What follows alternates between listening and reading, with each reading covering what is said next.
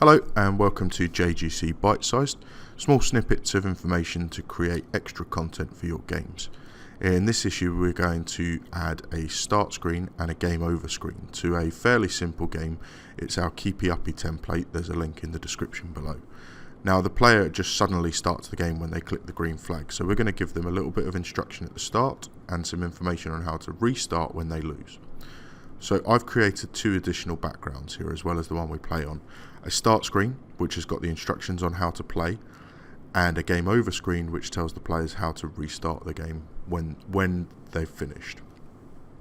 So you can create those any way you see fit, make sure they are appropriate and suitable for your game.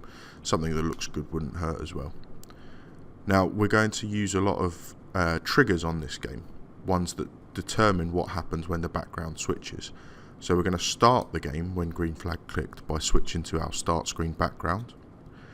And if you see on my instructions, I want the players to be able to start the game by pressing the left or right keys, the same keys they use to control the paddle. So in order to make sure the game doesn't start right away, we need to hide our objects, and that means they won't interact in a way that causes a game over. And we only want to show them again when we switch to our next game screen. So in order to make sure the player can start the game, we're going to add a switch backdrop to game to each of our key inputs. So left arrow moves the paddle but also switches the backdrop, and right arrow moves the paddle and switches the backdrop as well. So we've got it set up nicely to start our game as we press those arrow keys. And it gives the player a chance to get ready as well, rather than launching them straight into game. If they have to press the controls to control the paddle in order to start the game, we know they're going to be ready for when that ball comes. So when backdrop switches to is a fantastic way to control levels and control the flow of your game. So what I'm doing here is whenever the backdrop switches to starting the game, we want to show our sprites, our paddle and our ball. And that means the game's going to start. So we've got a start screen, fantastic, and it's controlled by the player, so they can start when they feel ready and confident that they know the rules.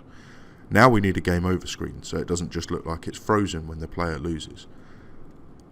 We're going to add in a backdrop switch just before we stop all, and we're going to switch backdrop to game over just before we stop the game entirely. And there you have it. We have a start screen and a game over screen, which adds just a little bit of polish to a otherwise quite simple game. I certainly think it's worth doing. I hope you can add it to your game too.